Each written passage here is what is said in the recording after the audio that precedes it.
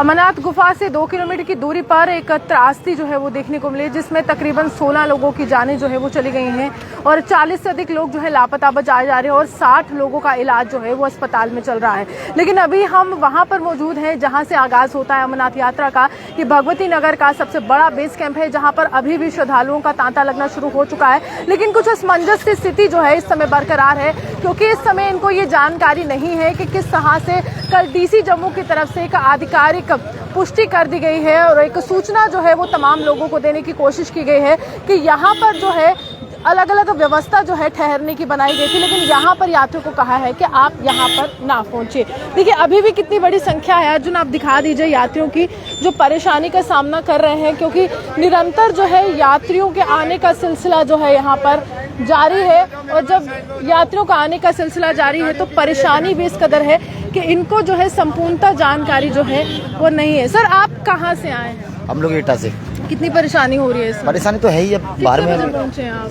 हम यहाँ पे सुबह 7 बजे आ गए थे। अब अभी क्या कहा जा रहा है अंदर? अब यहाँ भी जा रहे हैं, व्यवस्था नहीं मिल पा रही है, व्यवस्था नहीं है, हाउसफुल है, अंदर कोई जगह नहीं है। लेकिन अगर हम कहें 30 जो स्थान है अलग अलग निर्धारित किए गए जहाँ पर ठहरने की व्यवस्था है, यहाँ पर नहीं है, लेकिन अलग अलग स्थानों की व्यवस्था है। क्या वो जानकारी आपको थी? कहीं मुझे कोई जानकारी नहीं थी और न अभी भी है, अभी भी जानकारी नहीं है और न इन्होंने न कोई इन्होंने जानकारी दी है, अभी तक कोई जानकारी नहीं दी है। इस चीज़ की कोई जानकारी नहीं थी मैडम। मैं करौली जिले से आया हुआ हूँ, अकेला ही बंदा हूँ और मेरा रजिस्ट्रेशन 11 तारीख की डेट का है, तो इस चीज़ की कोई जानकारी नहीं थी, इसी वजह से परेशानी हो रही है। परेशानी हो ही रही, ठहरने की व्यवस्था नहीं है बिल्कुल। अंदर बिल्कुल भरा हुआ। जाने नहीं दे रहे, अंदर ही नहीं जाने दे रहे, अंदर हाउसफुल बता रहे बिल्कुल।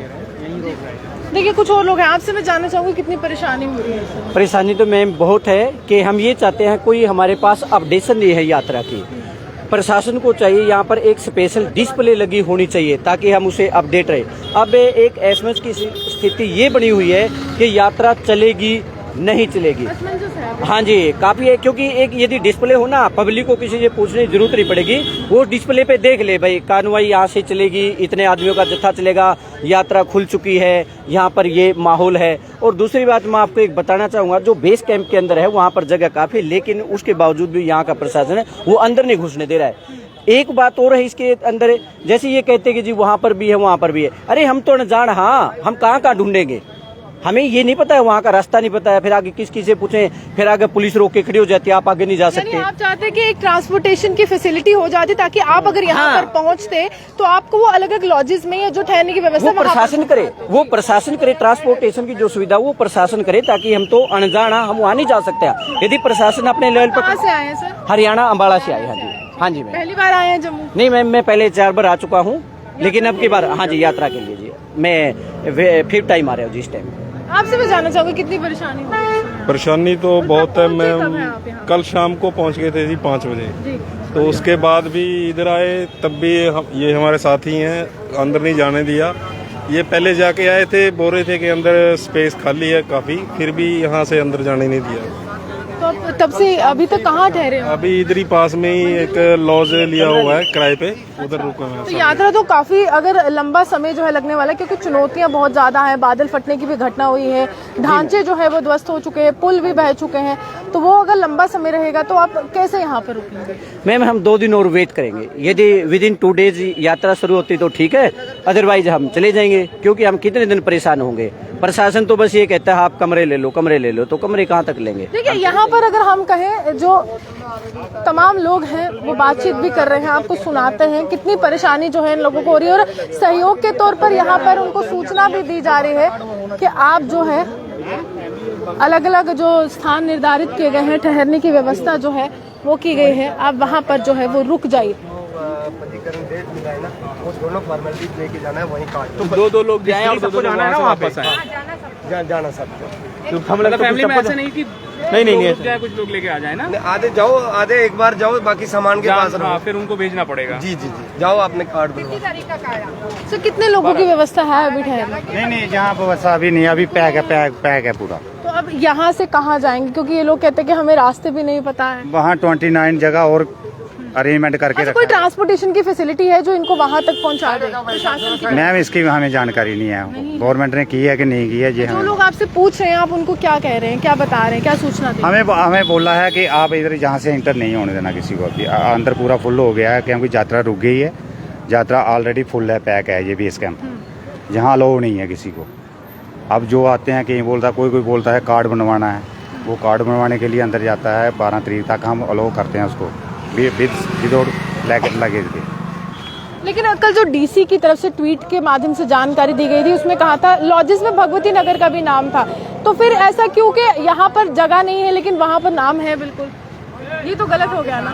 नाम है मैम, जहाँ यात्रा जहाँ से जाती है शुरू होती है, जहाँ से ख़त्म होती है, ये बेस कैंप है। बेस कैंप जब पूरा यात्रा रुक गई, रात वाली यात्रा नहीं गई, वो पूरा पैक फुल किया हुआ है। अभी कितनी संख्या है अंदर श्रद्धालु, कितने श्रद्धालु अभी हैं? मैम हमें अंदर तकरीबन, क्योंकि आप यहाँ से वाकिफ है, इस पूरे जो समीकरण बनते हैं, कितने लोग होंगे? इस बारे में मुझे जानकारी नहीं है। हम जहाँ गेट पे ड्यूटी हैं, हम अंदर तो है नहीं, अंदर से हमें जो हुक्म आता है हम वो ही फॉलो करते देखिए हैं। साफ तौर पर इन्हें भी पूरी सूचना नहीं है, लेकिन ये अपना काम कर रहे हैं और लोगों को समझाने का काम कर रहे हैं कि अलग अलग स्थान जो है ठहरने की व्यवस्था जो है वो बनाई गई है और वो स्थान जो है वो निर्धारित किया गया है। आप देख लीजिए कैसे श्रद्धालु जो है इस समय परेशानी का सामना कर रहे हैं, क्योंकि बेस कैंप में अभी उन्हें एंट्री नहीं मिल रही है, जिसके बाद संपूर्णतः जानकारी ये भी नहीं है कि आखिरकार अगर इस बेस कैंप में नहीं रुकेंगे तो आखिरकार जो है हम कहाँ जाएंगे। साफ तौर पर अर्जुन आप तस्वीरें दिखा दीजिए, काफी बड़ी संख्या है श्रद्धालुओं की जो अभी बेस कैंप के बाहर ही मौजूद है, क्योंकि पूर्णतः जानकारी नहीं है कि आखिरकार आगे जो है किस तरह से व्यवस्था जो है वो चलने वाली है और ये तमाम लोग परेशानी का जो है वो सामना कर रहे हैं। देखिए अलग अलग राज्यों से ये लोग आए हैं और ये बात बिल्कुल सही है कि इनको जानकारी नहीं है रास्तों की, और कुछ लोग कह रहे हैं कि हम होटल्स में रुके हैं, कुछ लॉजेस में रुके हैं। अच्छा, कुछ परेशानी हो रही है इस समय? परेशानी तो है, बहुत परेशानी है वहाँ पे जिससे जो पहले से था वहाँ पे रहने के लिए, अब उसके सारे मकान जो है कि झोपड़ी जो थी बनी हुई, टेंट लगे हुए थे, सब बह गए, तो समस्याएं बढ़ गई। खाना का यात्रा से हो गया, तबाही हुई है बहुत ज्यादा। तबाही हुई है, बहुत ज्यादा हुई है, 50-60 टेंट बह गए। कितनी बड़ी चुनौती इस समय प्रशासन की तरफ से मानते हैं कि लोगों को सुरक्षित निकालना है जो लापता हो गए हैं? आप उस समय वहीं पर थे जब ये त्रासदी? हम लोग निकल गए थे, वहाँ सब लोग निकल गए थे, सुबह हम लोग निकल गए थे, 5:30 में हुआ था हादसा, शाम को 5:30 बजे। शाम को 5:30। देखिए अभी भी संख्या जो है वो बढ़ रही है श्रद्धालुओं की और लगातार जो है वो श्रद्धालु जो है वो परेशानी का सामना कर रहे हैं। आप कहाँ से आए हैं? हम लोग बरेली से आए हैं। बरेली से आए, आज ही पहुँचे हैं जम्मू? नहीं 2-3 दिन हो गए।